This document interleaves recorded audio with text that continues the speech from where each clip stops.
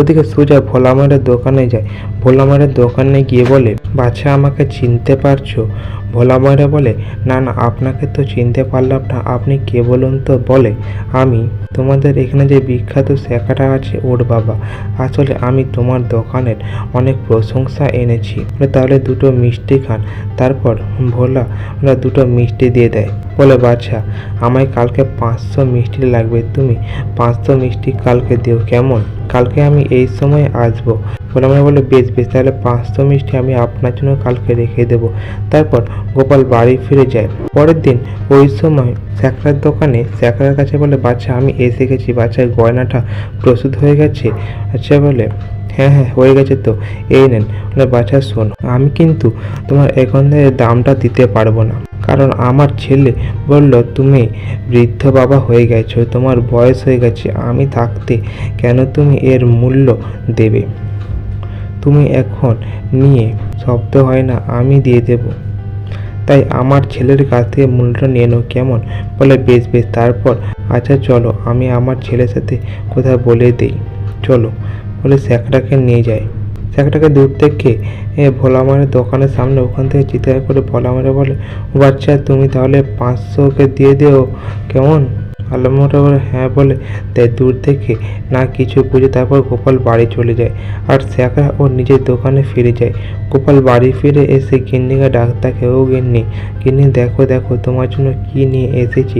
গিন্নি যখন এসে দেখে সীতাহার, বলে, ও মা, তুমি সত্যি সত্যি সীতাহার নিয়ে এসেছো? সত্যি গো, তুমি খুব ভালো। বলে, হ্যাঁ গিন্নি, এটা যদি না এনে দিতাম তাহলে আমি হতাম কালো, তাই তো? গিন্নি তখন হাসতে থাকে। তারপর ওদিকে ভোলা মায়েরা 500 মিষ্টি নিয়ে অমনি সোজা যায় স্যাকরার কাছে। স্যাকরাকে গিয়ে বলে, ও ভাই, এ নাও 500 মিষ্টি। বলে, কেন 500 মিষ্টি আমি কেন নিতে যাব?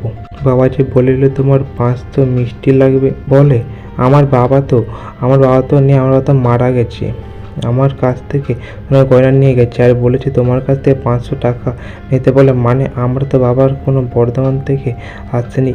বলে, তার মানে? বলে, তাহলে লোকটা তো আমাদের ঠকিয়েছে দুজনকে। একই কথা বলে। বলে, কি করা যাবে তাহলে? আমরা রাজসভায় যে জানাই। দুজনেই মিলে রাজসভায় জানা থাকে। রাজামশাই শুনে তো অবাক। রাজামশাই বলে, লোকটাকে তাহলে কেমন দেখতে ছিল? অমনি ওরা বলে, খুব মোটা করে সাদা পাকা দাড়ি আর মাথায় সাদা রং চুল ছিল। এই শুনে মন্ত্রীমশাই মনে মনে ভাবে যে সীতাহার বানানোর জন্য 500 টাকা নিতে গোপালই তো কালকে এসেছিল রাজামশাইয়ের কাছে। আমার মনে হয় এটা গোপালেরই কারসাজি। অমনি বলে, রাজামশাই, চোর যদি নিজের ঘরে থাকে কি করে চোর ধরবেন? রাজামশাই বলে, মানে? বলে, রাজামশাই, এটা নিশ্চিত গোপালের কাজ। রাজামশাই বলে, মানে? গোপাল, তুমি এমন ধরনের কাজ করেছো? গোপাল বলে, হ্যাঁ রাজামশাই, আমি দুজনকে ঠকিয়ে আমি সীতাহার নিয়ে এসেছি। রাজামশাই বলে, এত বড় স্পর্ধা তুমি আর সত্যিটা মেনে নিচ্ছ, এই কথা বলছো? বলে, কেন রাজামশাই বলুন?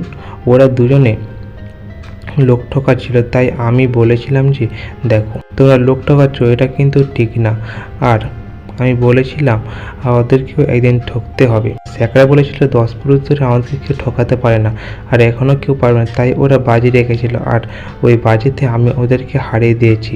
রাজামশাই তখন বলে, সত্যি তোমরা বাজি রেখেছিলে? ওরা তখন বলে, হ্যাঁ রেখেছিলাম।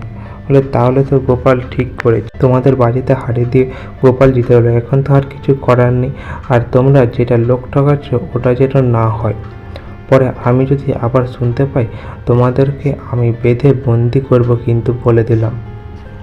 ওদিকে মন্ত্রীমশাই মনে মনে ভাবে, এই গোপাল তো এবারেও বেঁচে গেল।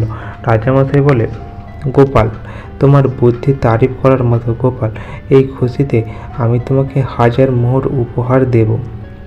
গোপাল বলে, দেন তো রাজামশাই 1000 মোহর, আমি ওদের দুজনকে 500 করে আগে দিয়ে দিই। গোপালের এই কাণ্ড কারখানা থেকে রাজামশাই সমানে হাসাহাসি করতে থাকে। তো আজ এই পর্যন্ত। গল্পটি ভালো লাগলে অবশ্যই চ্যানেলটি সাবস্ক্রাইব করে দেবেন এরকম আরও কিছু মজাদার গল্প পাওয়ার জন্য।